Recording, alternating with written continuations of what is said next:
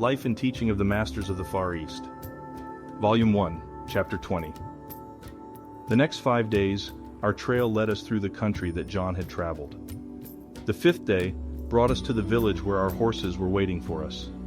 Here Emil met us, and from this time on, the traveling was comparatively easy to the village where Emil lived. As we neared this village, we could see that the country was more thickly populated, and the roads and trails were far better than any we had traveled. Our way led along the fertile valley, and we were following this valley to what happened to be a level plateau.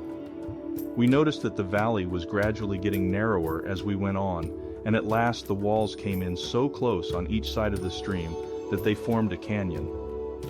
About 4 o'clock of the day we reached the village, we came suddenly to a perpendicular bluff, over which the stream fell in a drop of about 300 feet. The road led to a level place at the foot of the cliff, near the falls. We found that there was an opening cut in the sandstone on an angle of 45 degrees to the plateau above, and steps had been hewn in the floor of the upraise so that the ascent was an easy one.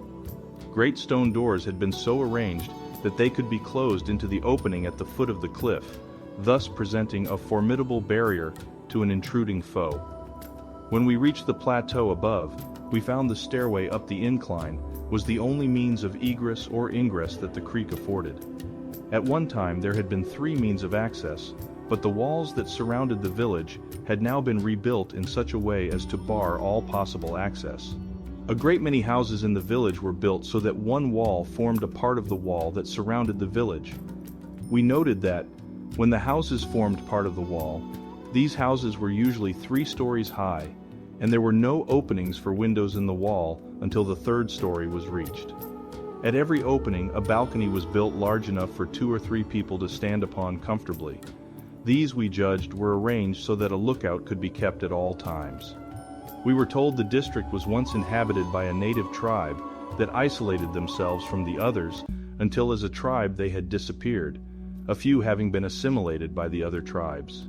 This was Emil's home and the place where we were to meet the members of our party, who had divided into small groups in order to cover more territory. Upon inquiry we found we were the first to arrive and that the others would be in the next day. We were assigned to one of the houses built into the wall of the village. The windows of the 3rd story looked out over the rugged mountainous country to the south. We were made comfortable and were told that supper would be served on the 1st, or ground floor. We went down and found Emil, his sister, her husband, and the son and daughter that we had met at the temple a few days before, seated at the table. We had no sooner finished supper than we heard a commotion in the little square which the house faced. One of the villagers came in and announced that our chief and his party had arrived.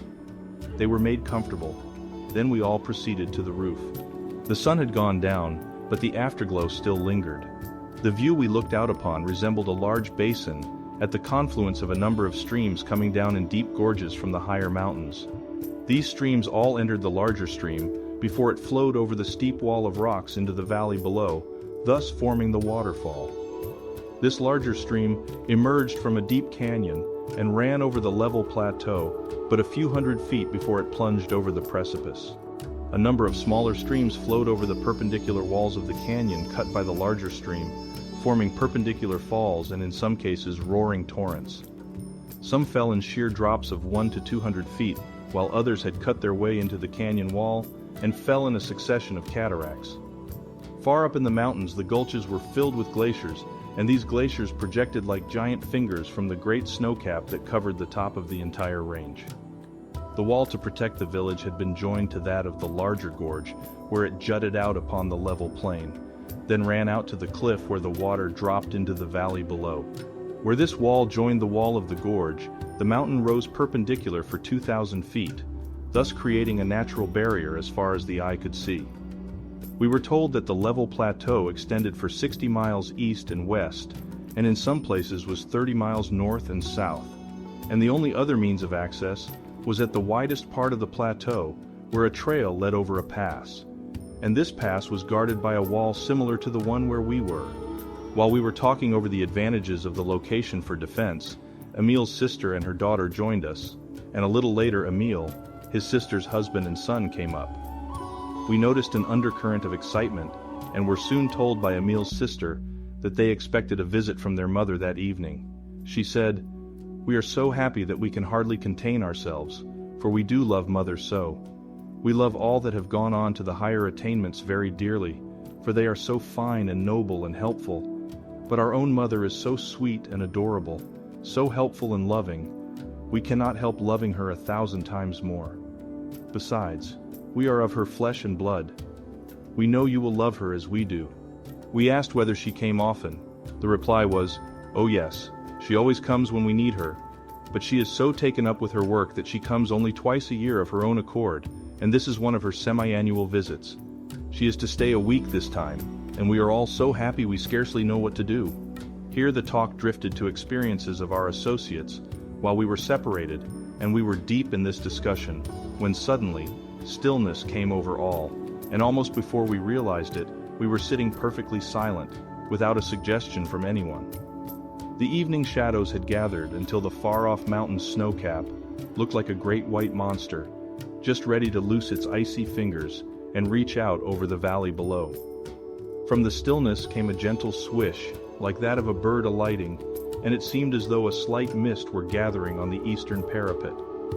The mist suddenly took form, and there stood a woman, wondrously beautiful in face and form, with an intense radiant light about her that we could scarcely look upon.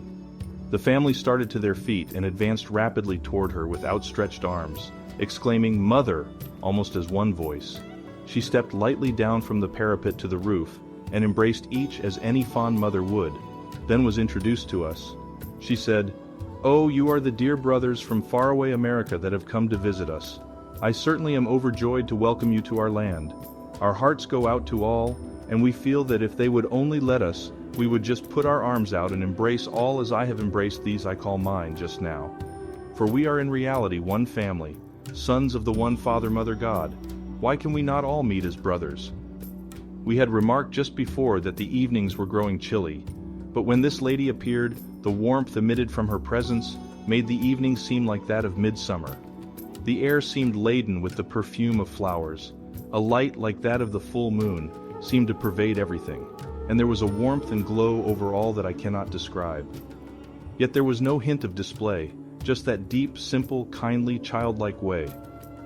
It was suggested that we go below, and the mother with the other ladies led the way to the stairs, with our party following, and the men of the household bringing up the rear. Then we noticed that, although we seemed to be walking in the usual way, our feet made no sound upon the roof or the stairs. We were not trying to go quietly. In fact, one of our party said he deliberately tried to make a noise and could not. It did not seem as if our feet came in contact with the roof or stairs. We went into a beautifully furnished room. As soon as we entered and were seated, we noticed a warmth and glow, and the room was filled with a soft light that none of us could explain. All maintained a deep silence for a time. The mother asked if we were comfortably located and cared for, and if we were enjoying our trip. The talk led to general everyday subjects, and she seemed familiar with them all. The talk then led to our home life, and the mother gave us the given names of fathers, mothers, sisters, and brothers, and we were surprised at the detailed description of each of our lives that she gave, without asking us one question. She told us the countries we had visited, the work we had accomplished, and where we had failed. This was not told in a vague way that we would be obliged to piece together, but every detail stood out as plainly as if we were living the scenes over again. After our friends bade us good night, we could but wonder, when we realized that not one of them was less than 100 years old, and the mother was over 700 years, and 600 of that time she had lived on earth with her physical body. Yet all were as buoyant and light-hearted as though they had been 20, and nothing was assumed. It was as though youthful people were with us. Before they departed that evening, we were told there would be quite an assembly in the lodge the next evening, and that we were all invited to be present.